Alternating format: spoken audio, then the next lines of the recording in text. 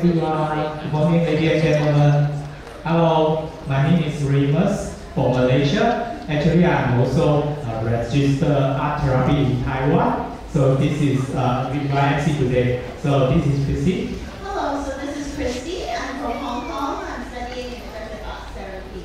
So today we're so happy and excited to welcome you all to the 15th IEATA International Conference.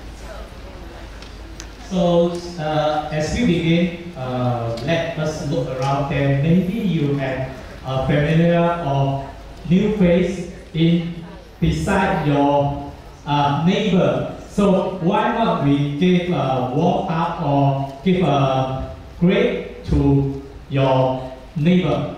So yeah, you can use a gesture or use a body language, or even you can pick up your mask to show up your face, a big smile.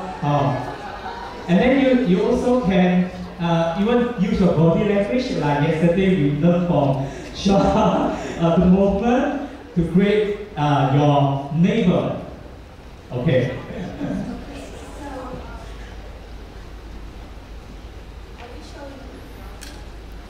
Yes.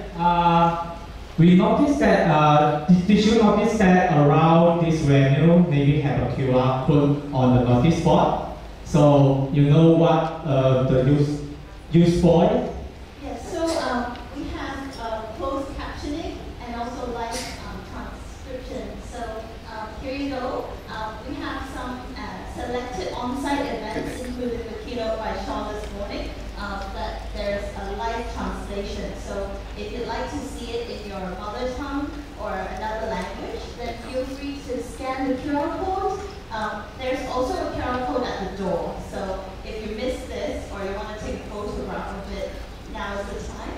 And for online participants, you can also scan, you will see the live transcription in Zoom. It's probably more advisable to use a laptop so that you can see the speaker and the live transcription at the same time. OK， 谢谢啊。今天我们会用中英的一种方式来在研讨会里面就是进行所以刚才Christine说到就是会场周围是有一个二维码，就是这次在线的研讨会及它会提供闭路的字幕翻译，比如今天早上 Sean 的教授会现场直播主题演讲。那在线研讨会会及时需要的翻译。那如果你们要获得同步字幕的翻译，只需要选择你喜欢的语言就能跟上，就是你们可以 scan 这个二维码，这个 QR code。所以在于，因为我们今天是同时间 online 的在线参与者。所以也建议他们使用闭路字幕，使用电脑参与活动，那你就可以轻松就是查看演讲者的那个字幕同步的翻译。好，谢谢各位的就是对今天亲临现场的你们，就随时可以扫描二维码，以获得那个闭幕的字幕的那个连接。好。So Raymond, we're all feeling this beautiful venue as we step into Changhua. We're seeing this amazing venue. So I think we are so thankful towards the Department of Counseling and Guidance and Counseling from the National Changhua University of Education for providing us with this beautiful venue. So, 今天我们能够来到这个美丽的校园，真的很感恩，也要谢谢国立彰化师范大学的辅导与资讯学系为我们安排了这个美丽的。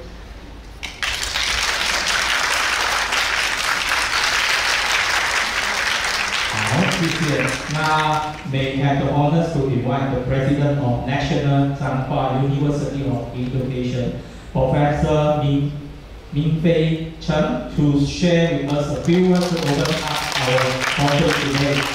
那我非常荣幸的邀请到国立彰化师范大学陈明飞校长在今天的研讨会与大家分享开幕致辞，请我们再一次以热烈的掌声，有请陈明飞校长。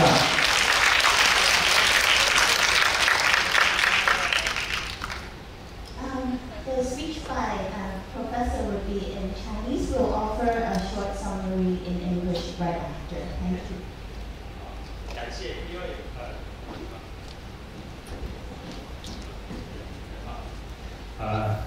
我就用中文来跟大家致辞哦，我比较自然。如果要讲笑话，也比较大家听得懂，但是我不知道这一套技巧能不能翻译笑话。那很感谢大家的参与哈，我们很荣幸有这么多国家的先进还有专业到我们学校来。那这个学校是一个类似美国，我们自认为类似美国普渡大学普渡的教育很强。那工程科系也很强，所以我们虽然叫师范大学，其实我们也是一个完整的综合型大学。所以今年那个《远见》杂志台湾的一个还蛮有名的《远见》杂志，把我们归类在综合大学类。这个跟一般传统的师范大学比较不一样。那张师大最近几年，尤其我们辅导咨商，像我们教育学院这一个部分，其实发展的相当早我们去年是建校50年，那我们的辅导咨商是建系51周年，比方说它与我们学校同在从有学校就有他们。那教育学院这一个部分，除了辅导咨商，也有特殊教育，那复健咨商那另外今年我们成立一个叫高龄的健康长照的一个园林班，那这个部分都好像跟我们表达艺术有关系我昨天把表演艺术跟表达艺术搞混表演艺术这样，我们现在运动学系正在发展。那表达艺术呢？我知道就是说，我的理解不晓对不对？因为我本身是工程科系那也许大家可以发现原来这个外行人讲话就是这个样子我可能等一下有很多错误的印象。表达艺术是不是说，因为我们人有别于像我们现在 AI， 大家说 AI 会不会产生意识产生智慧当然我现在以我读工程、学工程的人来讲，我们会以为会，但是如果学心理的，应该会认为它不会，因为 AI 如果你把电线拉掉之后，它就没有潜意识了。可是我们人类是有潜意识的我们人类如果昏倒了之后，我们的生活机能、我们的身体机能还在运作当中，所以这个潜意识其实是很难去察觉。是不是因为这样，所以我们必须用画图、用 body language 来表现那我们心理医师要更精准的看到那一丝丝的很难出现的一个讯息抓住那个讯息来正确的判断我们同学我们会发生了什么事情所以我现在当行政的时候，经常有校安通报校安通报可能我们外国朋友比较不知道就是说只要同学发生一些问题，那我们要层层上报到我们主管机关就教育部这样，那让他们知道统计。那我们发现最近几年越来越多这样的同学，那有时候发生了之后，我们都觉得很扼腕，怎么我们当初没有发现？但我相信这个也很困难，我当时很用心，可能也不容易发现这样，所以我们才有这种像表达艺术这样的一个研讨会那我们很感谢我们吴明富吴教授到本校来任教那这个就是让我们学校的辅导咨商要走出另外一条路，那这样就让我们的以后可以发展的道路更宽广，也能让我们张师大的影响力更增加。最后感谢大家的参与，感谢，谢谢。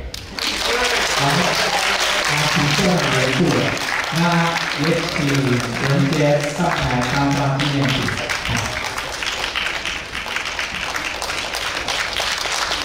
We are now called upon Alex to present our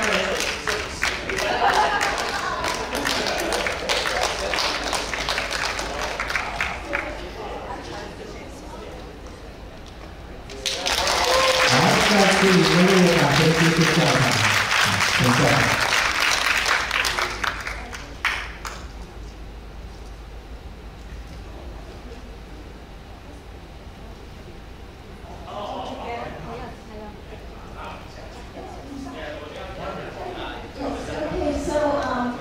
The summary will come later because I would like to take a group photo of all of you and also Professor Chen.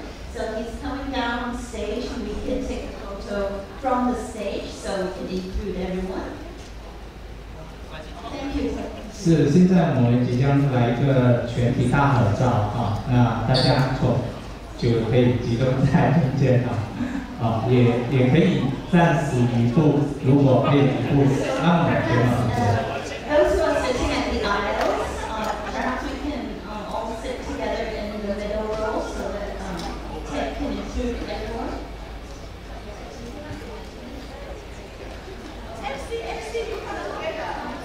Yes, so for the student holders, you can also move to the center so you can include everyone.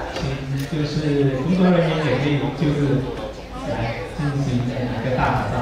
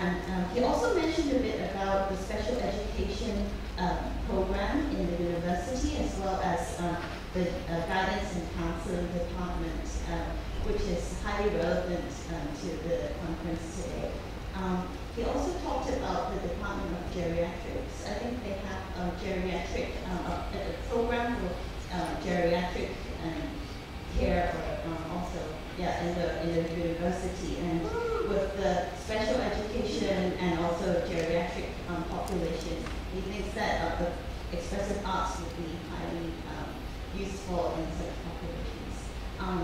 He's actually from the Department of Engineering, so he was laughing a bit ironically and saying that I think you all heard about AI when he said. So he said for the AI or any robots, if you unplug the robots, then everyone would be gone. But we are a person, we are a human being with a body, and also the subconscious, which is relevant to performing for the expressive arts. And that's why he thinks that the body language and drawing and the arts is actually more important to understand these special populations that he mentioned just now. He particularly highlighted the special needs students, and so he said that early detection is what this conference might offer to students in Changhua University. So he also thanked Professor Ming Fu for making this happen, and also Alec. So I think that's enough.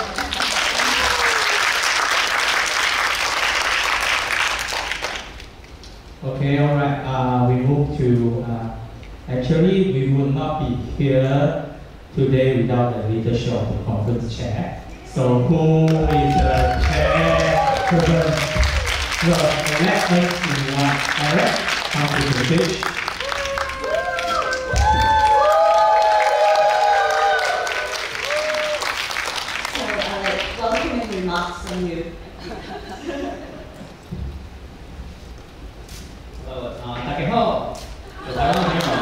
So, and say hi to all the online attendees as well. They are actually looking at the screen, and then they will also feel our vibes here. Yeah. Okay, so today I have to thank President Chen, but I guess already left. Yeah, but because of support of this university, the conference wouldn't happen. Yeah, we can't really make a on-site conference this year. Yeah, and of course we have to thank all the attendees and all the attendees online and all here.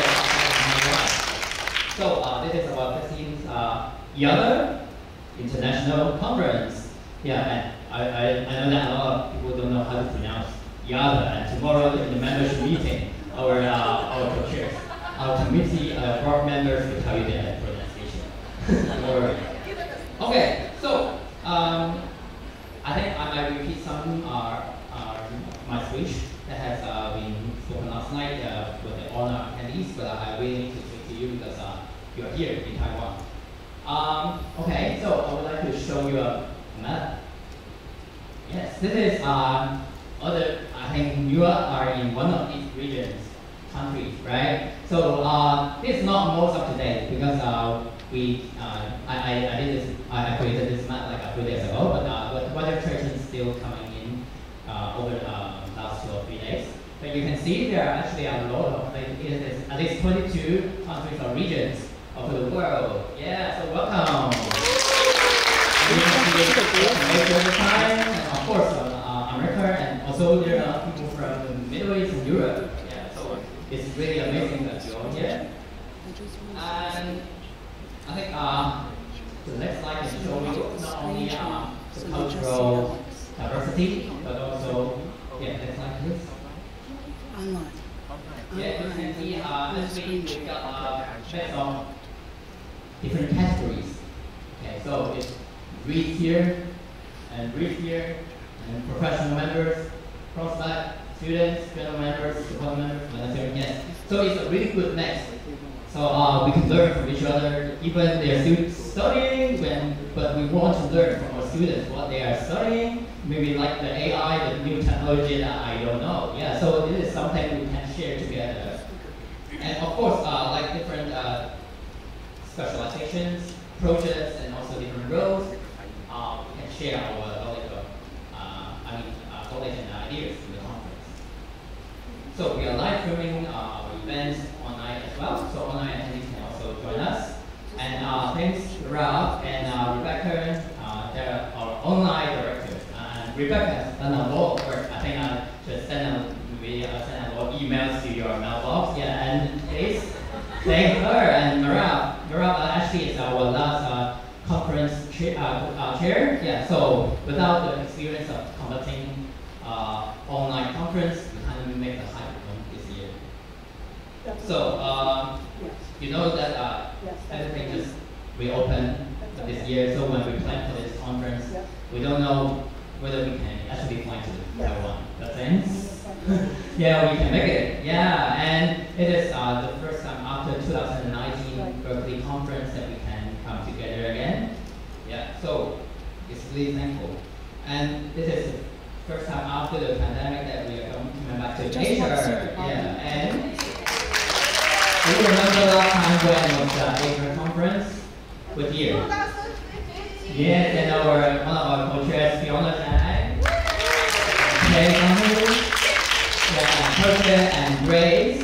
Yeah, and I know that Art in the Hospital will co-host that year as a representative year. Yeah, so thanks for being to Asia so that we can have a second Asia international conference here. That's how it was before. So since then, we have a lot of actually a lot of programs in Hong Kong, in Asia, and I am the graduate student from the first cohort of the University of Hong Kong's Master's degree program. How many of you here are from Hong Kong? Yeah, Hong Kong is so many. So you see, like having a conference in Hong Kong, then we have a lot of graduates from Hong Kong, and I hope that there will be more people being trained in Taiwan and also in Asia, as well as in like all over the world. So thanks again for your support. Without your support, we can't really make this. Yeah, I will thank them again in your closing. Yeah. And of course, thanks Mingfu and Yolo Chen. You here? Yeah. Without the two, international Changhua campaign, and without their support and collaboration, we can't make it happen. And please give a big thanks to all the student helpers. They are excellent.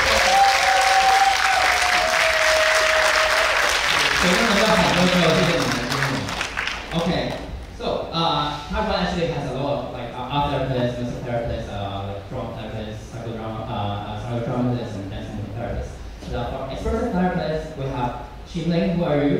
Jinling. Yeah, she's one of the pioneers in the expressive art. And we have Wen Yuan. Are you here? Not here, but she was our one of our pre-conference workshop facilitators, and yeah, she is like studying overseas in EGS, and then like bring her wisdom back to Asia. And Xu, he is not here today, but he will be speaking as another keynote speaker, and he is a REIT, and he is also like studying overseas, and then coming back to Taiwan. So I think this place is really growing in terms of like expressive arts and creative arts there. So why we picked Taiwan, and why Taiwan? There are 16 indigenous tribes in Taiwan, and it's the first in Asia to legalize same-sex marriage in 2019. So the other all very diverse. Yeah, and I think it is just the perfect place here. Although I know that Changhua is a bit remote for most of us here, but actually when I travel here, like on the way from the city and to like getting closer and closer to an inner land, I feel like I'm getting closer to my inner soul. Yeah, so I think it's a really good place. And because Taiwan is in the east, it's the direction of the sunrise, and our board has a discussion of like what theme we want to have, and we think that illumination is a theme that we want to have, and I think that might also resonate with what we hear. After the pandemic, we need light. And yeah, I want to show you the work. Do you know what it is? In Chinese character, this is I in Cantonese, E in Mandarin. So it is arts. Yeah, it is arts. So you know the original meaning of this? It's planting. The original meaning of art in Chinese is planting. So planting is all about growth, and growth we need life. Yeah, so it's all we need. Humans, like nature needs life. So I make the theme of this conference, 其道大光, 其道大光. It means that like the path ahead is full of light. And path, like the Tao, is guiding us by what emerges. And I think that is what expressive art therapy means. Like, so, okay, after 50 years of development, we have shown today to the keynote, and I am sure you will ground yourself in the here and now, and then we can be led by the path ahead and make a sky lantern in our reopen studio. We are reopening everything. Reopen studio welcome you to make a sky lantern that will be used in a closing ritual together. So sky lantern with a light, and in real reality we use the fire. So I hope that we get the light and fire, and of course all the warmth from the other attendees here. Okay, so thank you. Thank you so much. Please stay on stage, and we also want to invite Professor Mingfu to join Alice. Our keynote speaker today.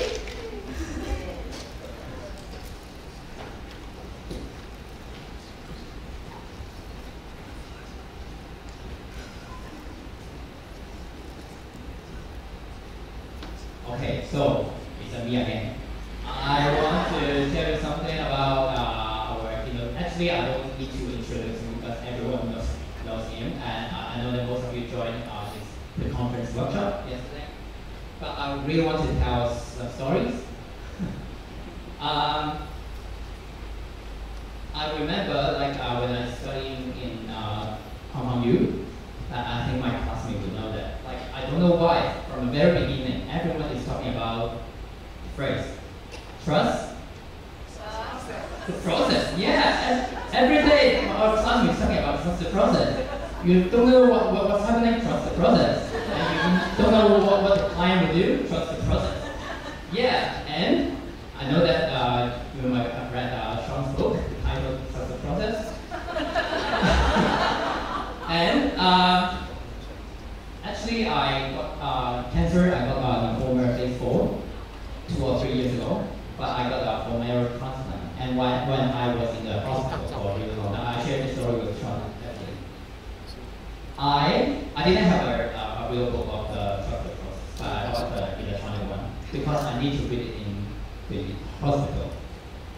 I'm telling myself not to give up because I'm trusting the process. So also for Sean's travel to here to Taiwan, I need to trust the process. Because from the very beginning, yeah, when I bought the ticket price for him and treasurer, Susan also know that the price went really fast, like went up high really fast. So we actually got really heart attack. How can we limit our how can we buy the ticket within our budget? But then we make it. And then before Sean came, like the morning he departed, I got a message from the airline saying that his flight will be delayed. And that will make him unable to catch another connecting flight. And I almost had another heart attack. I need to trust this process, yeah. So, do you know that the book Trust the Process, what is the subtitle? No? An Author's Guide of Letting Go. I think it is very important. Letting go, I think we have our presentation title about impermanence here. So during the pandemic,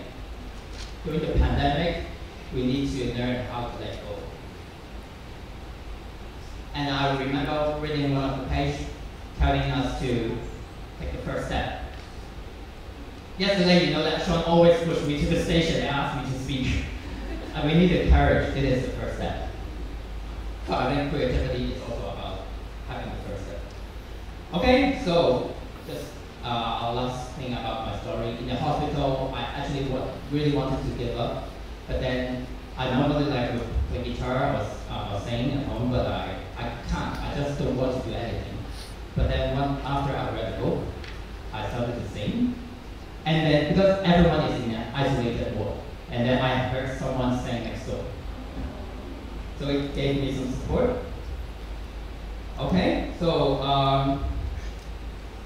last thing I want to say that Sean's process and Sean's work really helped me to guide my client work and also my personal work. Thank you. So I believe the time summary will follow. Hi. Could you show the next slide? Next slide. Here you go. This is my old car. Next slide. This is my dog in my old car. So I had this car. It's a 30-year-old manual car for many years, and I cherish this car. But ever since I knew I could not pick up Sean at the airport, I felt that it was the time for me to buy a new car. Next slide. This is my new car. Because I want you to feel comfortable and have a great time in Taiwan. So I buy this new car for you. Your comment is very especially meaningful to me and also to all of us. Right? So about 18 years ago, I got a chance to meet Sean in person in Boston, Lesley University, father of expressive arts therapy. And when I was still working in New York City at the youth center and also a PhD student at Indian Institute and University. And I was working on translating his book, Art-Based Research. So I want to show my respect and appreciation for your inspiration, very inspirational book. So, and the book was published, the translation was published in 2006 in Taiwan. And that was a successful translation. And one of the well-known psychotherapists and scholar, Yu Xuyang老师, she approached me saying that, Nifu, you did such wonderful job translating it because it's a very important book. It provides a fresh concept and a new possibility to do research. And especially for the community of expressive arts therapy and also creative arts therapy. And we thank you, Sean, for that. And so, meeting Sean in person and also hanging out with Sean for the past 3 days, I feel younger. I feel definitely younger. There are 2 reasons for that. The first of all, Sean constantly called elegant me boys. I'm 51 this year, and half century old. But it's still so good, still be called boy. A father figure like you, I really appreciate that. And then second, Sean has a tremendous energy, right? Everyone can feel it, right? Especially it was a quite successful workshop yesterday. For 75 people attending that workshop, all agree? Yeah, it was an amazing workshop and really the energy, and I think the energy will continue today. So without further ado, let's welcome our keynote speaker, Sean McNeil.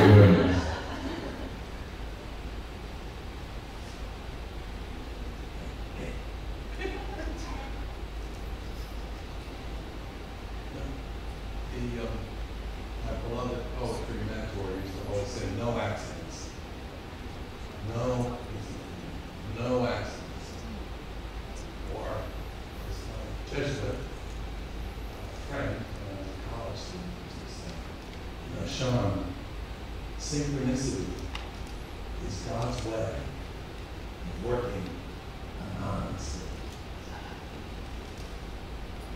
He also said, Sean, perfect product, Rogers. He said, Sean, reason is a wonderful tool, but it can only go so far. It's very important. Very, very important. Great Bertrand Russell. But it's a clarifying tool.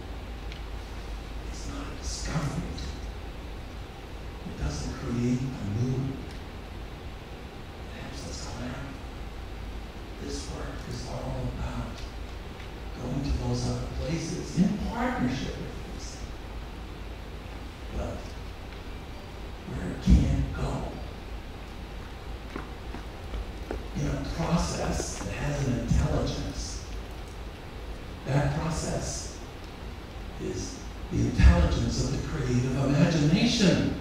It's always, always, always, in my experience, 5 or 6 steps ahead of the reasoning mind, which reflects on it afterwards.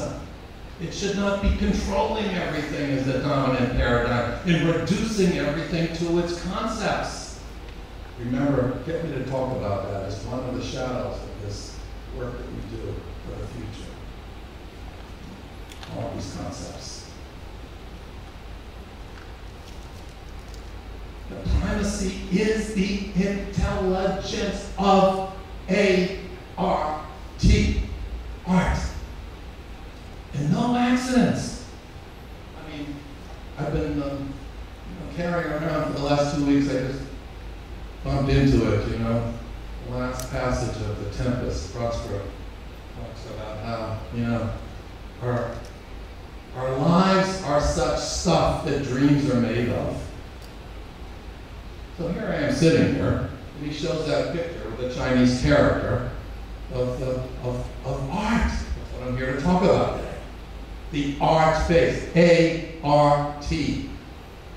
Art inclusive of all forms of expression that we divide into all of these silos that I want to talk about, which is fundamental to why you're here, why we're here, why I'm here.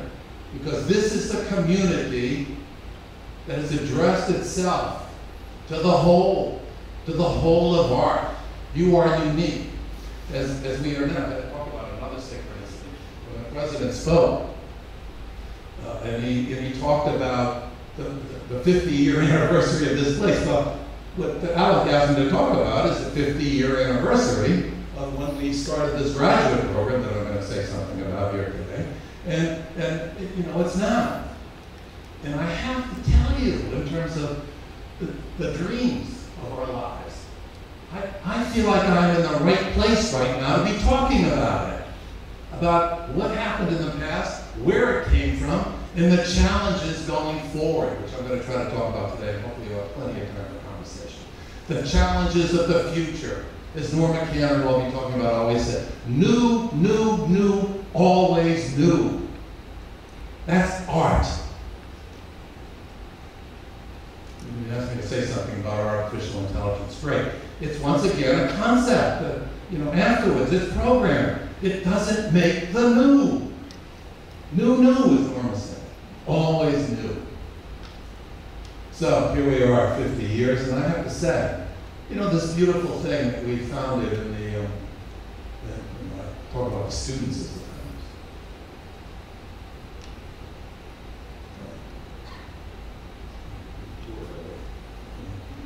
Students, it's about you. About you.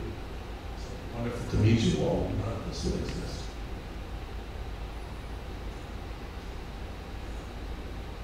So it started with a vision of the whole.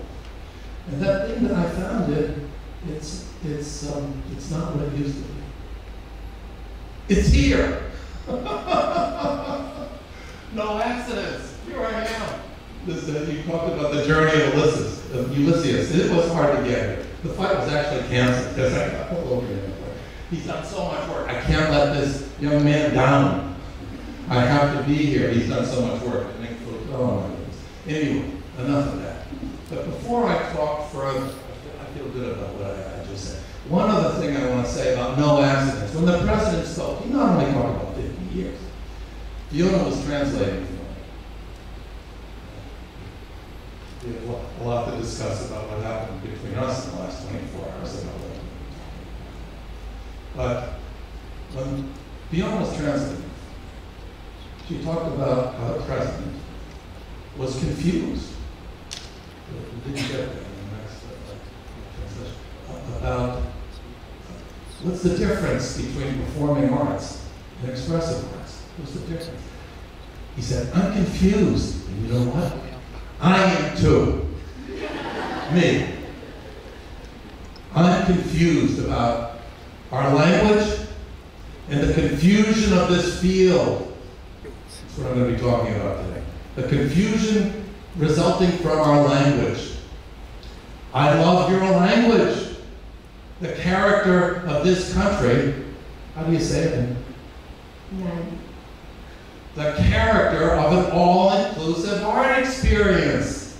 The great Suzanne K. Langer, one of my heroines, who I studied in college, we all read Suzanne K. Langer, Philosophy of the New King, Key, Feeling and Form. The great Suzanne K. Langer, I've got a whole other stories to tell about her, and I was right next to one practically. But Suzanne K. Langer in Philosophical Sketches, it was her book that her son gave me because her son and grandson lived with her.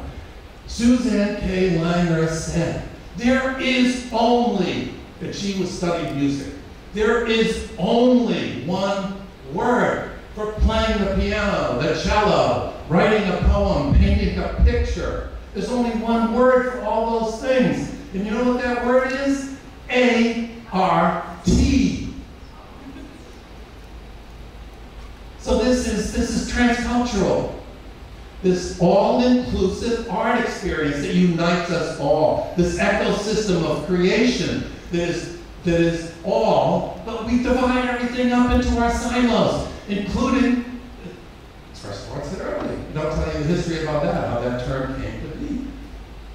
And it is what it is. And it is the name, and I'll tell you why it came in. Because art and everything else, all those other things were trademarked. This is all about business. This training stuff is a multi-billion, not billion, excuse me, maybe someday, $1 million industry. It is corporate. The silos are corporate. They are not reality. I mean, a conservatory, fine. A conservatory of music, you really learn that discipline. Right? You learn that discipline. But the work we do is, Amin was telling me last night, it's you're responding to the person before you. And what are the persons like?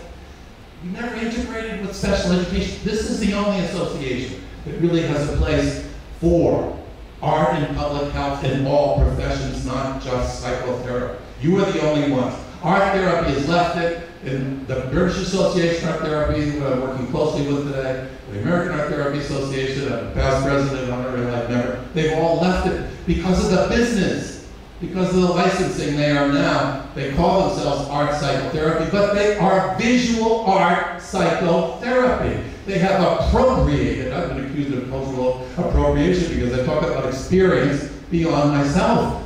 They've appropriated the word art in its fullness. Is that clear? Oh,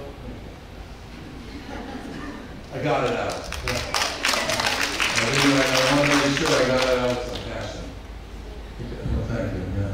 You two really, you fired me. You fired Mick Jagger. Start me up. You know? Start me up. Hey, great song, Start Me Up. I think it has some little biblical connotations. The term fire, you know, it has some, fire me up. Thank you. They fired me up. And I want to also thank the community of people, 70 of you or so yesterday. You took my breath away. Deeply moved. I'm a little moved. I'm a little shaken. I mean, what better way, by accident, to deal with the 50th anniversary of this time? What better way? What I witnessed yesterday. The pandemic has closed me down. I've been operating in a nice place in Massachusetts, in my living room, giving keynotes in Russia, Australia. But it's been weird. So it's so good for the first time, to be working yesterday with all of you in a studio. It's so good to be here now talking to you. But I also want to say something before I get into what I'm going to do before we open it up for questions. I also want to acknowledge some of the things that have happened. This is hard. This is really relaxing. Ow.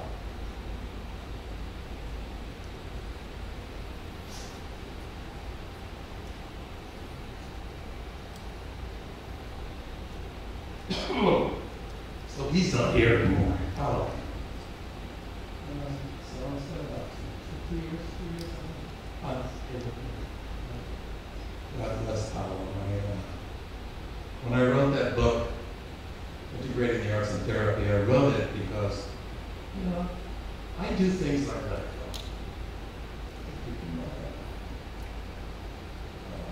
think. And I've always taught. Please don't do it the way I do it. Do it your way. Because I think it's one of the shadows. The fixed methods. I've always said, I'm a crazy guy. Don't try to, don't even think about doing it my way. Look at me. As my father used to say, as my unlikely Zen master father, lawyer, master, when he was teaching me, he said, watch people. Watch what you like about what they do, what you think they're really doing well, and be critical of what you think they're not doing so. So that's what I was told students. I don't think I'm one of the most evaluated people in human experience. I see all those feedbacks. They're helpful. So my message to you today is, like art, do it your way. Your way.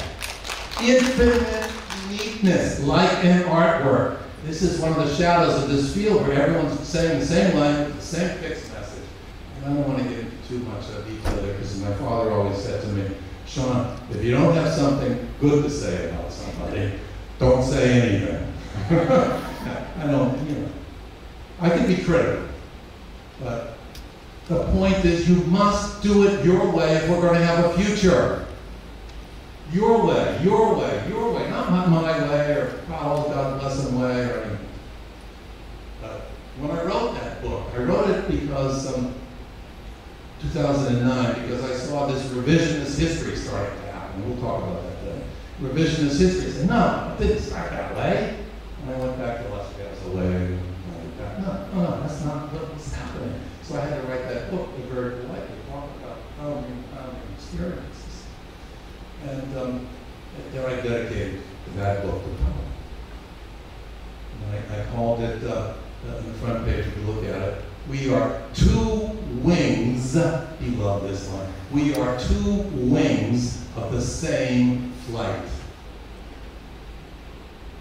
He was my closest partner, my most intimate, beloved man friend, an intimate partner. Everyone knows it's watched us together. Vivian was the you two crazy guys together. And the one who supported me the most in the early years in working out something different than the silos. Art therapy, dance therapy, music therapy. Okay, so how many thousand more different types are we going to have? Sound therapy, photo therapy, video. Come on, look, I'm exhausted.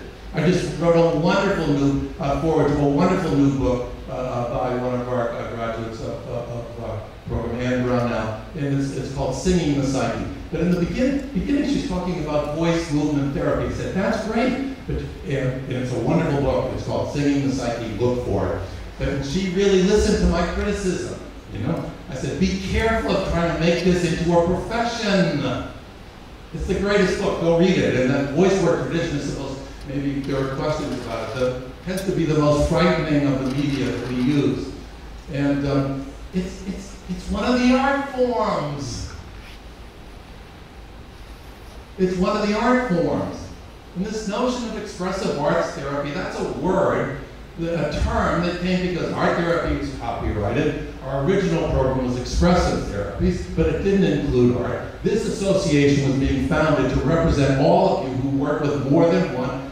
That's the way I define it, more than one art form. I've never used the word intermodal, and I love Paulo. Intermodal is a word for interstate trucking. I used to laugh with him, and he laughed with me back again. Paulo has an engineering background too, so he loved his graphs and his everything else. But what we agreed upon deeply was the primacy of art in this work. And he loved it when I talked about Gesamtkunstwerk, the German word for total art expression. A total art expression that includes all of the various infinite manifestations. And this is the community that represents that. And we have to deal, God bless the President, with the confusions of our language. Read the new article I wrote for the Journal of Applied Arts and Health, where I talk about how it's redundant. Expressive arts therapy is redundant. Of course art is expressive. was redundant, but you needed a name. And I love IEATA. IEATA. Yeah, trying to say as national music era and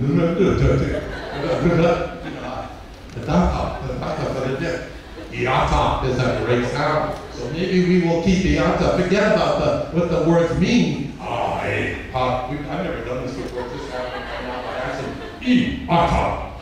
I talked about Anne Brownell and the singing psychic.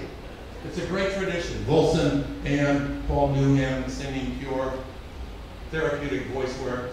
So you know, Bruce Moon's a wonderful art therapist and very close. We work together. I kept saying, Bruce, you're coming out of the closet as an artist. Because he was a visual art therapist, but now he sings, performs, and he did, you know, performance art. And you are the home of this. You are the place. I could not be in a better place. You know, somehow or other I got delivered here to deal with 50 years. So, in addition to Tao, I know that you come from different avenues. I also want to acknowledge Changhua. Beautiful, beautiful. And his focus on transpersonal consciousness and the California Institute of Integral Studies. Okay, that's the word. Integral art experience. In the very beginning of lesson, we called it integrated arts in education and training. But it's an integral arts experience. God bless you. And of course, it contributed so much to the world community. It wouldn't have gone world if it wasn't for those two people. And Natalie was just so kind to me. Came in a bit later, early 90s. And you know, carrying on the work of an incredible father. The great one, which was the shadow she always had to deal with as much as she loved him, Carl Rogers. And I just thought about how, you know, I'd much rather have a person who studied broadly, widely, in different disciplines. They're more whole. Their background religion to one of our century's greatest psychologists, rather than just, you know, quantitative social science, which has become a crazy land.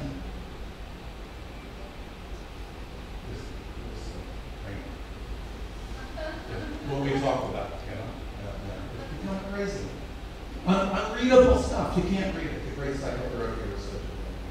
You can't. And by the way, it is art-based research. I'm going to speak nicely. My father's advice. I'm not going to do criticism. So listen to, and the beauty of that is it wasn't copyrighted when I wrote that book. There was no corporate copyright. And then the minute that book appeared, dancers, musicians, Lenora Wadsworth Hervey from Dance Therapy asked me to write her book on dance therapy, artistic inquiry. And she didn't call it dance therapy-based, dance-based research. She called it artistic inquiry. And then a new book that I just wrote a forward to, coming out of Vienna, is called Artistic Research. Now, Ross Pryor is going to be speaking at, I guess at what time, midnight tonight? Listen to him, because he is, like Paulo, always had my back, my closest companion. He and Mitchell, too, with this art-based research. He said, when we call it, let's just say, call it arts-based, never mind all the other longer ones, we're just fragmenting it all. We're fragmenting our community. So the minute we called it art-based research, everyone joined in, because Mozart is an artist.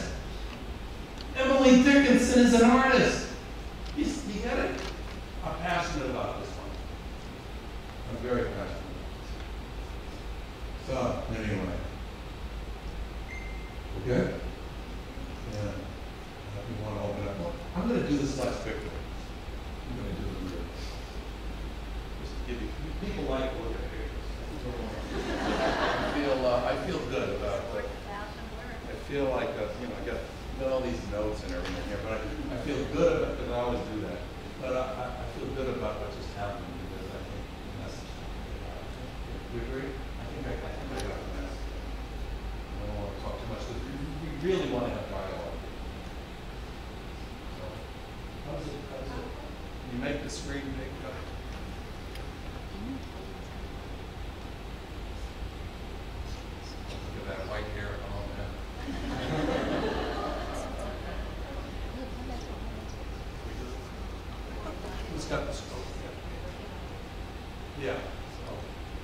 try to go through these quickly. Give you a sense of history. And what I want to end on is, okay, thank you. I want to end on Nanjing, China. Global has become a close colleague of mine in recent years. And the point I'm trying to make is this tradition that I'm showing you briefly right now, and it really where this community comes from. It started in Cambridge. It started, there's no question. Jack came in later, it's JFK, University of California. Natalie came in even later, and people came from different threads in this community began to take place. Apollo was the evangelist traveling the world, and he was very good at it. And he and Margot would be traveling every year or so. The point I want to get across is this work, thank you. This work is bigger than just this tradition of it. In recent years, I've been encouraging my colleagues in the UK by accident when I was giving a lecture at the University of Northampton. I also was invited to give a session at IEATA, IATE, the Institute for Arts Therapy Education. That is a program that was started by Margot Sunderland in the early 80s, based on the same foundations that my first wife, Karen Paladani Gallus, gave me. She was the one that did this, because she was working in early childhood education in 1971, 72. And she was the one who introduced me to the integrated art experience that children were doing in schools in England. And what was happening in England is they got highly siloed over the years, but this institute of IATA is not. And it was an amazing place when I went there about 15 years ago. And I've gotten closer to my colleagues in the UK. So there is a new book out, write it down. Gary Nash and Claire Louise McCulloch, D-A-C-U-L-I-K. Claire Louise is now the president of the British Art Therapy Association, which is a huge advance. And Gary is a prominent person. And they work in an integrated art concept. In the new book, when I wrote the foreword to it, because I urged them to write the book, encouraged by Woodbridge, is called Integrative Arts Therapy. Well, they use arts, that's fine with me. Because, I don't want to be a fundamentalist about language. Integrative Arts Therapy, and it is a magnificent book. It's based on one philosophical system, the history of integrative psychotherapy. And I say, if you're going to base your work on a particular theoretical construct, which I don't do, mine is based on art, doing it your way, your way, your way, your way. Art is the uniting force, not any theoretical system. I said, what better one could you have than integrated arts therapy? The other tradition, outside of where we come from, but hopefully this group can start linking with, is Melbourne, Australia. The work that Warren Lett did at La Trobe University with Jean Rumbold and Jan Allen in the 80s and early 90s, and they called it companioning arts. And they work with all art forms. And that MyCat Institute, I've written, has become the world center for art-based research. And it's incredible. And the Australia, New Zealand, Asia, and ANAZACA Association that includes Asia, it's the only one that includes all art forms. It's a professional association, the only one that includes. Two very important things for you to realize. So this thing is transcendent. Like the Chinese, like the character from China. It's transcendent. Look.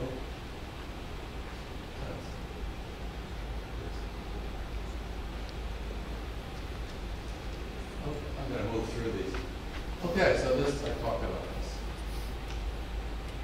Can we get rid of me?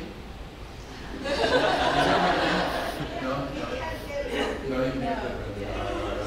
All right, okay, get rid of me, all right. Okay, so this is really how it began. Now, I'm trying to show something in addition to the history. I'm trying to use what I'm going to show you now as a demonstration about art-based research, art as the evidence. This work that I'm showing here all came into existence through the showing of art. And showing it well, not translating it into some sort of data. You know, marginalizing the art, as Alistair McIntyre talks about, by translating it, feeling the need to justify yourself by translating it into something other than itself. Once again, that's crazy. Show the art. If by showing the art, this is the Addison Gallup American art, things happen. Big things happen. Addison Gallup, 1972, Christopher Cook. All right, showing it. You know, the Commonwealth of Massachusetts, the governor's office, like their family members, they all came and started working with us when they saw this exhibition. They were inspired by the art. Show the art. Don't feel that you have to justify yourself. The president will get it if you show the art. You follow what I mean? You know, Robert Close, the great Pulitzer Prize-winning psychiatrist, said, you know, we psychiatrists, we read novels at night. We like art. This is Anthony. Anthony started out doing this, and he started this. Anthony hadn't spoken for 30 years, and look at what he did. You know, he was mute. He never spoke. Look at the arty picture of me. Then I respond to Anthony. That's Anthony. There he is here. God bless him. This is probably 1972. Yeah. And there he is working away. This is Christopher. And once again, was lobotomized in the 1950s, taken into a hospital. And just, you know, just walked around. He was an intelligent guy. And so he just dropped in the art therapy studio. He was making these pictures. He must have made 100 of them. So I don't like the overuse of that word intervened. I intervened, and I said, Christopher, let's do something else. So look what he started doing. Look at this is self-portrait. I mean, look, that's one of me again. Because we drew each other, you know. Response art is a big thing today. Responding, artistic. It's the chemistry. It's the whole interplay. Pass it around, move the energy around. It's about art. It's about art. So there's another one he did of me, and then that's one I did in response to him. This is Priscilla. This once again, but in an institution, so she's 10 years old. This is her drawing the hospital ward. This is one that's called Conspiracy. What they would do to Priscilla's art is they would call this schizophrenic art. Because they looked at it, whatever you paint can and will be used against you. That era, that's a big, horrible thing in the history of art and psychology. And it's still alive and well today. This horrible reductionism of reducing everything to your past something or other. You know, God bless the difficulties we've had in our lives. But we have to be, as Dick Donahue would say, in the present moment and go forward from here. Using it as fuel. Fuel, not analyzing it. Creatively, healing is taking that pain and transforming it into an affirmation of life. Taking the energy of the pain, the chi of the pain. In China, Nidan, inner alchemy, M-E-I-D-A-N for those of you. M-E-I-D-N, inner alchemy, a deep tradition of the various, you know, Taoist, Confucian, Chan Buddhist traditions of China. Nidan, inner alchemy. You know, it's transcultural. And it doesn't belong to anybody. So if I study other cultures in my own crazy way and do my own unique things, that doesn't mean I'm appropriating them. I am studying them to get outside of myself. It's so egotistical to assume that you appropriate when you look at the other, the eyes out. So, as Mary Caroline Richards said, you cannot possess an idea. You cannot possess a transcultural human process. The Lakota tradition, everything in the world is my relation. So someone's going to say he's culturally appropriating because I'm citing blackout. I mean, it's a crazy time we live in. So there are certain members of our community that should revisit Mary Caroline's Centering. The great book, Centering. So, I mean, what a horrible, profane thing to call that. And this is a picnic picture. This is the picture of the hospital. This is her portrait of Christopher. Look at this. Look at, thank you. Look at the picture of Christopher. Look at it. There they are together. They're incredible. They changed my life. They gave me this vocation. They so affirmed it. This show they did was voted the best small museum in 1974 in Massachusetts by the Boston Globe. That's the two of them. Now, what I'm talking about here is that video, when we look at the origins of integrated arts therapy, I say video was a founder. This is in 1972. Video technology has its place. I'm the first one to write about video in the art therapy field. So video was a founder because when you put the camera in front of people, this is in New York College in 1972, they moved, they sang, they read a poem. The video, they interacted with each other. This is all the video program at the Allison Gallery, Mark. You know, yours truly right there with them at the gallery. And so the movement and everything just happened. It just happened. Outside, there's yours truly back in 1974 or something. This is the Allison Gallery of American Art is a very prestigious old American, very elitist private school, but with a very progressive museum director who did the most radical thing in art in America at that time, making the museum, it's a whole other lecture, into a therapeutic community. The elevator operator and other people and the secretaries were significant in helping. See, everyone can play a part. And those of you that are licensed in credentials, you supervise and lead.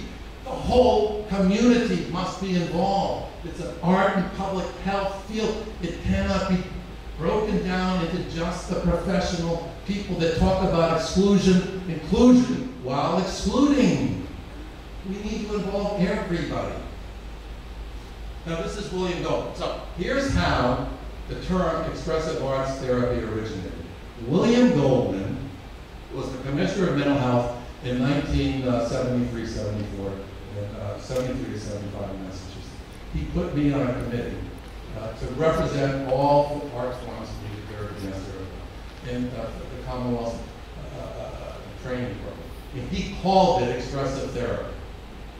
So, am I going to say no?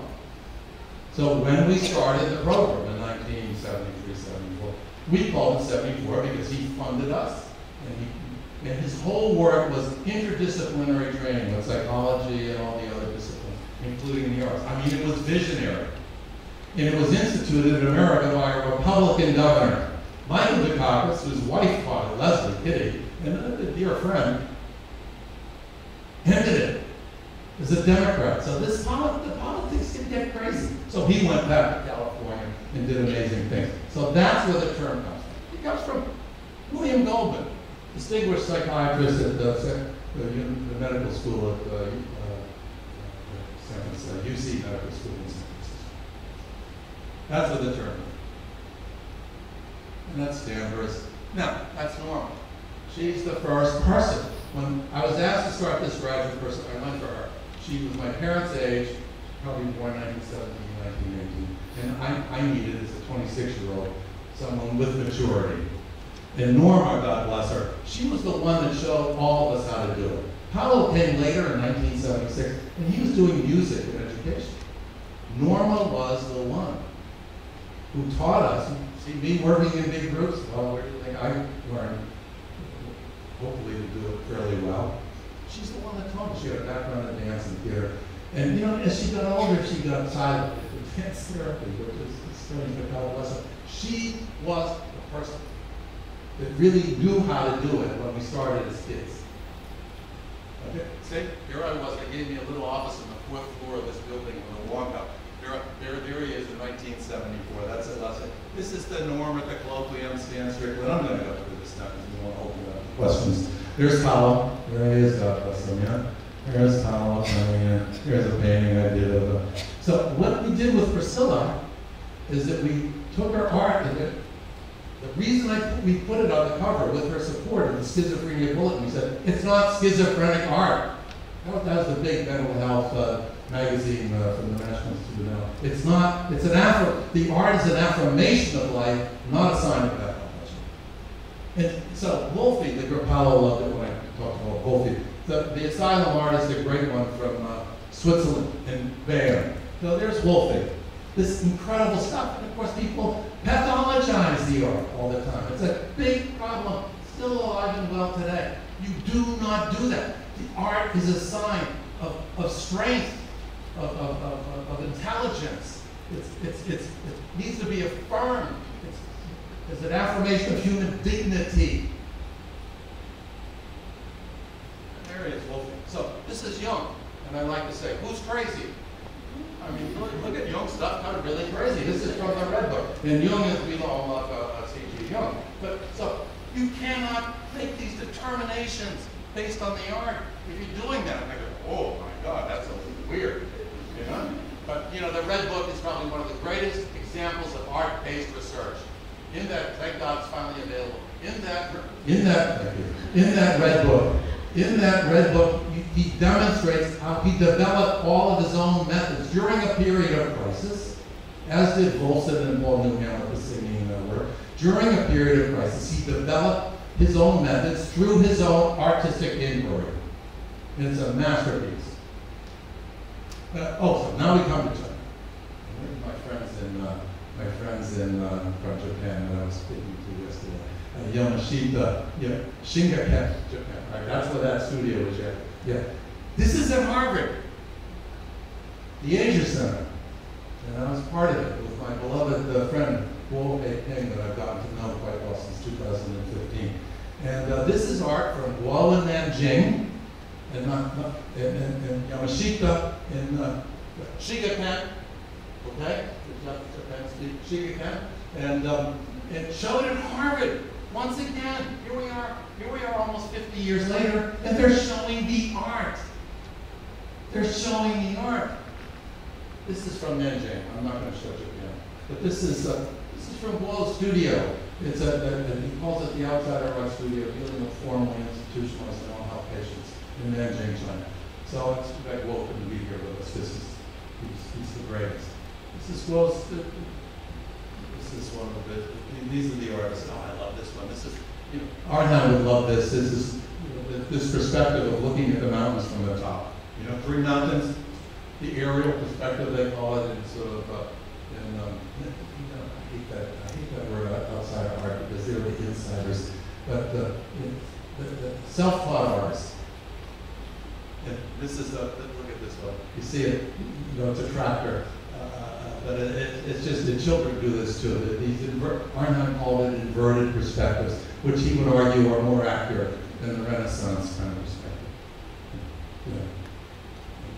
Here we are in Nanjing. And there's Guo. So it's universal. It's everywhere. Okay. All right. Well, I had to say something. I had to do some work, all right? I'm going to open it up. Yeah. Let's go. Let it rip. Come on. Let's launch it.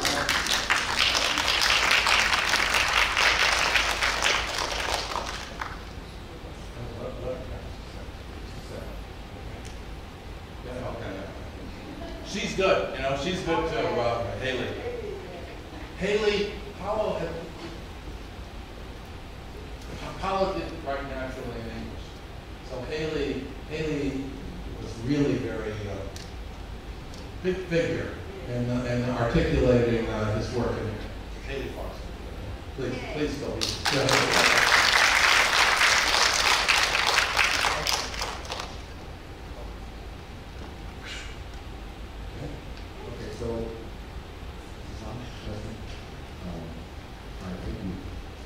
So my question revolves around the application of arts-based research in studying something, but still in the institutional academic model, which makes it quite difficult. Well, it's a problem. It's a challenge. But is that it, Kobe? Well, yeah. I mean, it's like, well, yeah.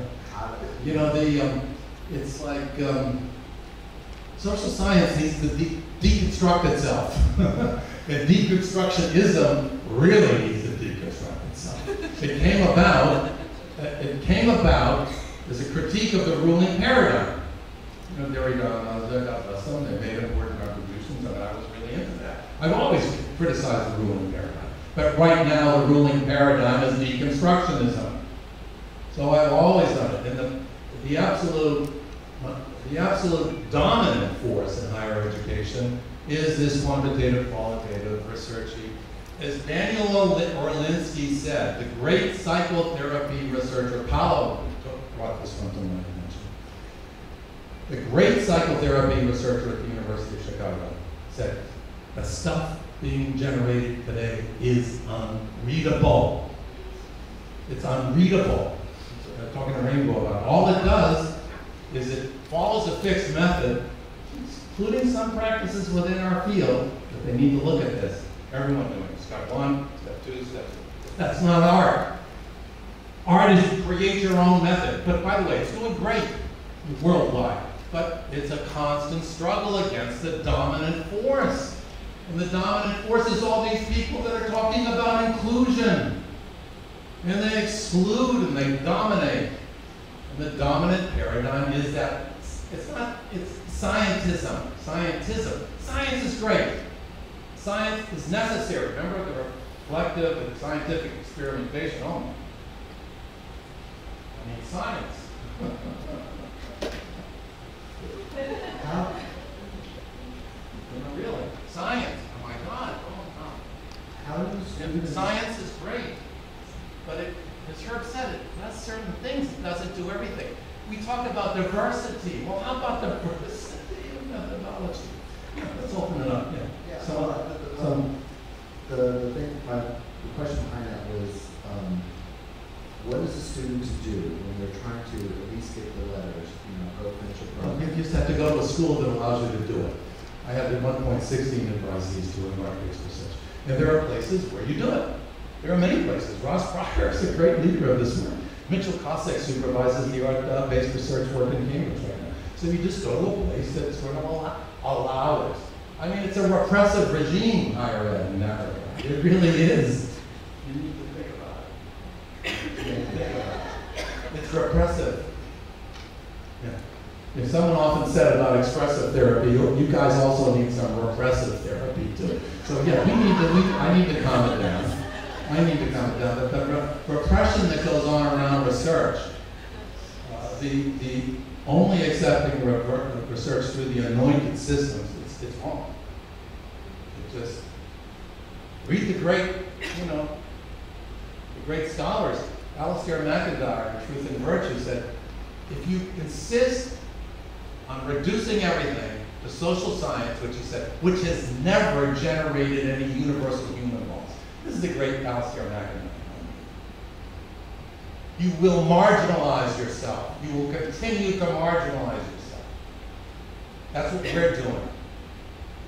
Now, at the same time, if you're going to do art-based research, you have to do it well.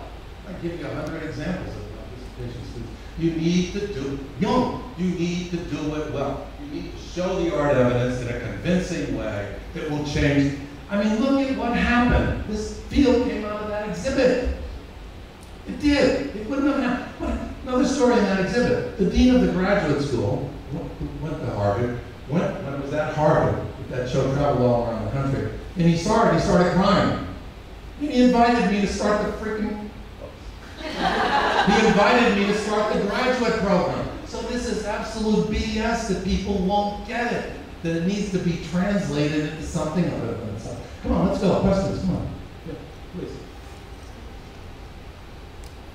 Clear? Clear? Thank you, Sean. It's not a question, but it's just sharing and realizing I have two fathers of expressive art. You have two what? Fathers. Okay. The first one is Jeff Weller. I love that. And he gave me the chance to enter this field about 20 years ago in CIS. And before that, I was in depression. The only way to save my life, I know, is art. It's art-based expression. And at that time, I look up in the internet everywhere. I want to go abroad to study this. I couldn't find a name. I don't know what it is. And then CIS showed up, and Leslie showed up. There's only 2 institutes at that time in the United States. And when I entered that room, I realized my life is being shaped, is being saved. Because I know I can use expressive art to save my depression. And then before that, I have deep difficulty to find, I know what my passion is, but I don't know what is being named in this word. But 24 years ago, or 26 years ago, 28 years ago in Taiwan, and today in Sean's speech, I found another father. Well, I'm 76 right now. I'm 76, so I'm my grandfather. I'm my grandfather. And that's why I call them the boys. They're my sons. Yeah. I don't want to lay And what happened at the time when I want to study what I'm passionate at, but what already exists in the United States is dance therapy, it's visual art, it's music therapy. And I know what my passion is integrated or intertwined. all of art, whole art, the complete person. And in this echo era, don't you get it? We're all talking about the ecology, the interdependence of all things. As per the Lakota, a beautiful statement on everything's my relative, that everything is interconnected and interdependent, and we know that. You know, it's in the development of ecology. You know, it's a whole other history. I won't talk about it. It's in that essay just came out. And then we silo the artistic forms. It's a little anti-science. If you want to even use the science. Yeah, so what I know is all this art is in me. Dance is in me. Poetry is in me. Writing is in me. Savvy is in me. Performance is in me. But when I want to find an institute to enter, it's all divided. Well, believe So me. I'm very lucky to find Expressive Arts California Institute of Integral Study. At that time, it's the 2nd year. So I'm just so grateful it saved my impression at that time. Wonderful, wonderful statement. That's why this association is so important, and why I supported it then with all my heart, even though I have some language issues. Because we had a phone call. Amin and Phil Spicer, Steve Levine, and Jack Lowe. In 1993, we had a phone call. I came in, and I've been telling those guys for years that all the guys except for Amin, and that you need to make an association, because you need a body, a community that's going to support and hold you and represent you in society. And then we were talking about, well, what do you call it? As I said earlier, and that's how we came up with this term. To me, it's imperfect, but I like that. Yeah. So the association is critical. But my advice to you is grow. Now that I talked about that UK group, I'm going to connect with them and find a way. Melbourne is very sophisticated. Or as Steve Levine used to say, yada, yada, yada. What did it? I mean, sit up with it. Steve Levine used to call it yada, yada, yada. Well, Steve has a great thing for the Jewish tradition. Yada, yada, yada, yada. God bless Steve. But yeah, it does sound good. We ought to think about that. Deliteralize it. Deliteralize the words and get to the sounds. Okay, someone else. So thank you for all this grandfather and grandmother, and the cake was like my mother in Expressive Arts. So happy. Thank me, Fulosh and Alec, to make all this happen in Taiwan. It's such a grateful thing for me in my life. Thank you. Yeah, good that you mentioned two of the grandmothers here that have held the community, have kept the faith, as we say. because it wouldn't exist without their experience and their wisdom, and to keep the tradition back. Please, someone else. Quick. Go on. You go. Please, Susan. So we have 60 people with us online as well this morning. And this is from Miriam Zims. I agree with you that to communicate expressive arts as an expressive arts facilitator pursuing my lease and a former marketer, we need to be simpler in our communication to reach more people and communities. Where do you see the new generation of expressive arts coming from as founders such as yourself step back or retire in a few years? She'd love your views. What's her name? Miriam Zims. Hello, Miriam, wherever you are in cyberspace. Thank you. Thank you also, Miriam, for drawing my attention to that you're all there. Because I'm so overwhelmed with the presence, being in the presence of people again, physically. Miriam, it's just, it's art. I have no roadmap.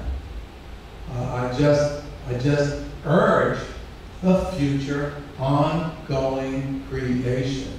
My only advice to you is don't get too caught up in following any system. To me, that is the danger. It has been the guiding thing of my contrarian. I'm a critical person. Deconstructionism is a critical philosophy. I'm a critical person. But as a young person, I read William Legge saying, beware of single visions, Create your own system, or you're going to be in bondage from someone else's. Now, that's strong language. It's metaphor. He's a poetic writer. But wherever you are out there in cyber, create your own way of working. And thank you for taking back to my opening point that Fiona and others have been asking me to really emphasize here today, because they're training and doing the training now, running the institutes that are the future. And you know what? What's her name again? Miriam. You know, do the impossible. I mean, it's crazy what I did when I was 20. It's crazy. But it happened because we showed the art. Do the impossible. Have the chutzpah to get up there as a young person and lead things. Believe me, I always supported it. Always supported it. And open it up to the nurses and the dementia care workers. This is why the Vienna program is so good. Another book that I did for them is Art and Dementia. And they're coming out of an art school, but they're being restricted by the art therapists in Beam because of the regulations. So, but you do not have to follow that. Take it from me. I'm still not yet in jail. Still not. You can challenge these systems. Like, don't be bonded by them. That's what they do. They preserve themselves. I'm a past president of the American Art Therapy Association. I gave me an honorary life membership, etc., etc. But it's a system that has its doctrines, and it preserves itself. That's its nature. I tried when I was president of the Art Therapy Association to open it up to special education. I said, that's what the children are. They're in the schools. Open it up to the special ed teachers. Make them, you won't allow them to be professional members. Make them associate members. Call them anything. Open up to the Society for Arts and Healthcare. Make them, so that has to become another silo now. It's crazy. Now, you do not do that. So, Miriam, do the impossible. It can be done. Just say no. She said, you know, to the hegemony. Say no. And argue against it. Study scientism. Reducing everything. Science is great, but everything can't be reduced to it. Art is another intelligence. It's called the intelligence of the creative imagination. It is the antithesis of science, but it's a partner. But as I say, why can't psychology and art, when they dance together, because I've spent my life committed to the psychology of art. I mean, I'm involved in that. Rudolf Arnheim, the founder of psychology of art, was my mentor. But if they're dance partners, why can't art lead every now and then? It does, but not in the systems. Do you want to say something about it? We done? Is it done? Then, Dominic, wow. I just wanted to say that what you talked about is very affirming, because I am a nurse and I am also a special ed teacher. It's like I'm talking to me personally, and I do a lot of orientation and I introduce them to the expressive arts. And when they ask, what is IEATA? Because we have a word in Filipino, IEATA. Here, stand up, Dominic, so where's the camera for the online people? Where's it coming? Yeah, so we Where's have, the online we have a word in Filipino. Stand up so they can see. This is so important. Better than me. Well, you can already see him. All right. Okay, technologist. You're ahead of me. You're from the Philippines. Yeah. Zoomies. So, yeah, we have a word in Filipino called IEATA. Because they always ask me, what does IEATA mean? So I would say it's an International Expressive Arts Therapy Association. Then they would say, it sounds like the word IEATA. And I would always affirm that, because IEATA means maybe. Because it's maybe, it's open to endless possibilities. Like, it's not what you said, it's not in the silo, it's not fragmented, it's not compartmentalized into art therapy. Because that's what they know, art therapy, dance therapy. So it's not like that, it's open to possibilities. There's a lot of maybes there, it's just open. So that's why I love how the name of the organization is. Yeah. This organization is very important. Yeah. So thank you very much. And I really appreciate you. It's like you are talking to me personally when what you just said, that we should orient nurses. Because I'm a mental health psychiatric nurse and also a STEM teacher. I mean, artists like language. Artists, Karen Gallis, who I said gave me the integrated arts terminology, wrote a book called Languages of Knowing All the Arts. I mean, nurses can speak through movement. I've got a doctoral study. My youngest daughter, River, is getting a doctorate at the University of California, and it's all about special education, speech of movement in the brain. Yeah, so it's for everybody.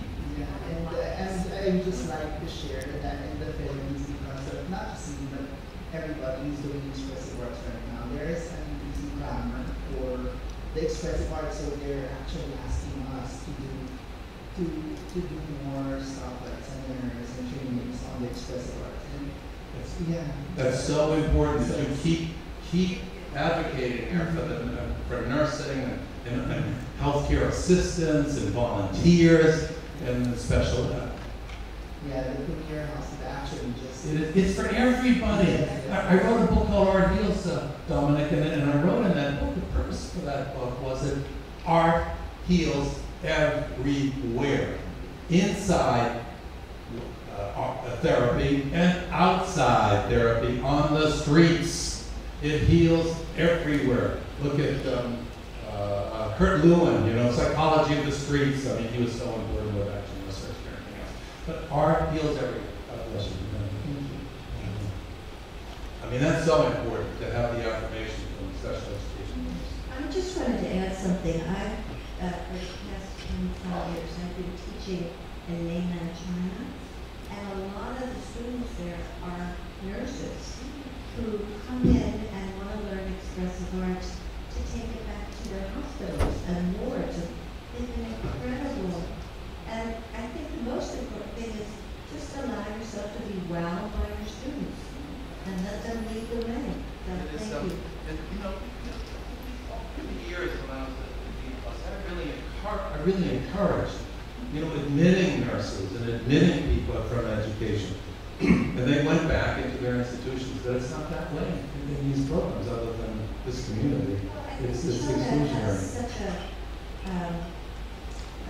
history of the foot doctor, I think that's what it's called. And so they allow a lot of people, we might question, but they allow a lot of people to come to these workshops to learn that they don't have the psychological or arts therapy base.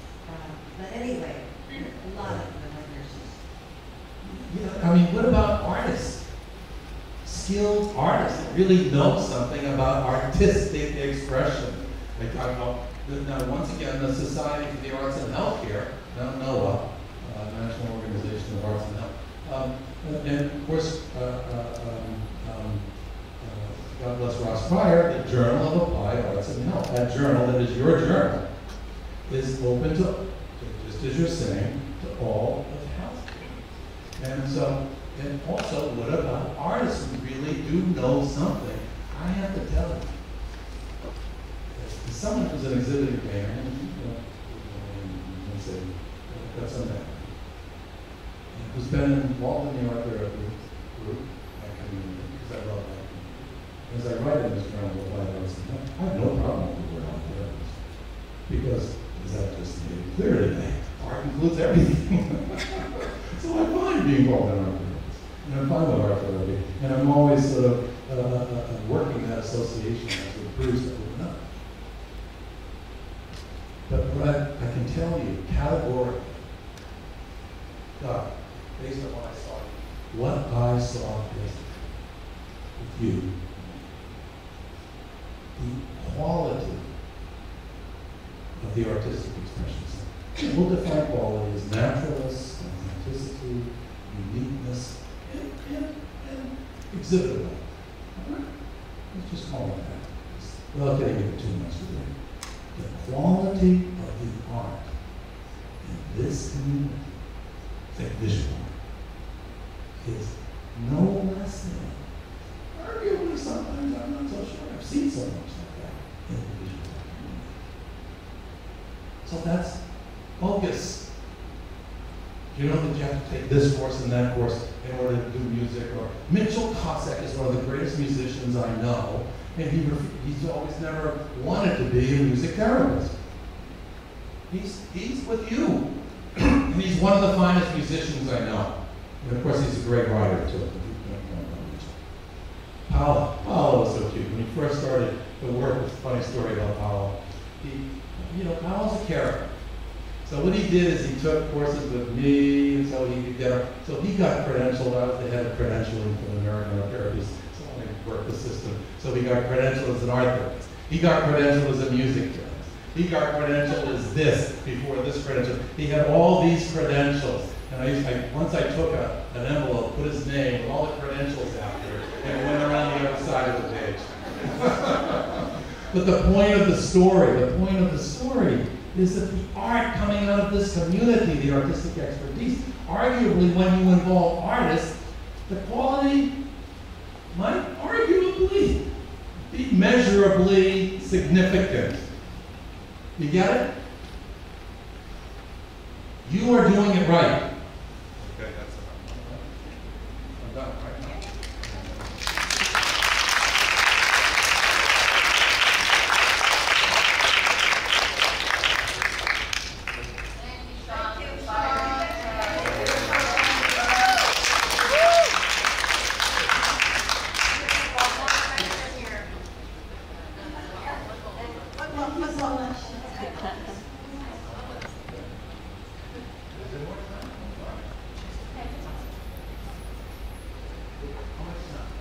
Thank you very much.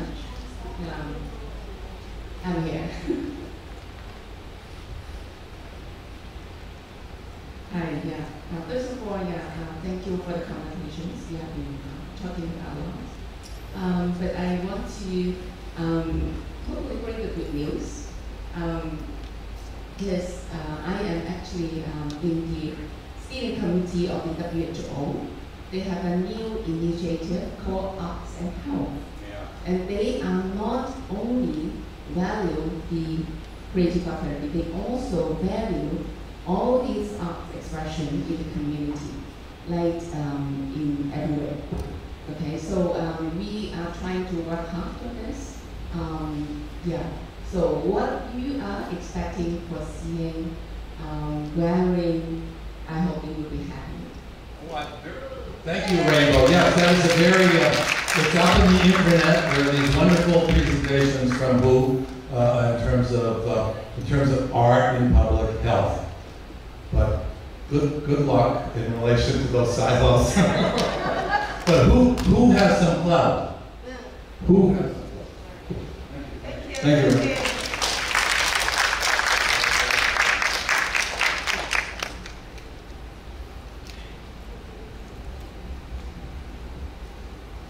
Thank you so much, Sean, for giving us such an amazing and heartfelt interaction with us. We have some boring announcements to make. If you don't mind, you can look into your tote bag and you can grab one of these pamphlets that maybe it will be easier for all of you to follow. We can have a look at page number 27, because after this we'll move on to the parallel sessions. So for those who are joining, so on page 27 you'll see the parallel sessions, because we have some change in the venues. So you can check the email or the announcement board on the 4th floor. You'll see the updated venue of these on-site parallel sessions. There's one special announcement. If you are joining Melissa Yin Yan and also Winnie Feng for the Lost and Found collection, using trauma-informed expressive arts practice in addressing the shared trauma of social workers in the dual community trauma in Hong Kong. After this, and also Professor Ming Fu's parallel session this afternoon on the expressive arts group therapy of elderly with dementia and their primary test takers. Because most of the parallel sessions will be held in the activity center, which is this building. But for these two parallel sessions, they will be held in the Department of Guidance and Counseling in the Ming De building 2nd floor. So if you want to have a look, the map is on page 10. So you'll have to move from number 6 to number 16. So student helpers will be here 5 minutes before the parallel session starts. So please go down to the ground floor and they will bring you from number 6 to number 16. Alright, a little announcement regarding food and drinks. So please be advised that eating and drinking is not allowed here. So it will be preferable to consume your food and beverage on the 2nd floor. The complimentary lunch will be served today and tomorrow. So yeah, drinking water machines are available every floor. Please bring your own container. Tea and coffee are served during the lunch time. Okay, so after the parallel sessions this morning, we'll move to lunch. So your tickets are here. So you can grab your lunch with the lunch ticket. Regional meetings for Asians and Americans will be held in 2 separate rooms. So don't go to the wrong room. The meeting for Asians will be held in room A401 and America in room A305. And during dinner time, the regional meetings for Europe and Middle East will be held in A305. And dinner is not provided, so for those who did not listen to our mic testing this morning, it's also shown on the map. So 3 minutes walk from the school entrance, you have 7-Eleven and Family Mart, where you can grab something during dinner time, or straight off, turn left, there's a lot of opportunities. Okay, please come back after dinner to support the performing arts event, with including indigenous heroes, festival music and dance, and Chinese dance. Orchestra, please bring along your wristband and enjoy the show. Yeah, so in your tote bags, there's this color changing wristband. So please bring them along tonight to the performing arts event, and it will change color. So we'll see the magic together. And when you share the photos taken during the conference, make sure you have the permission of the original creator.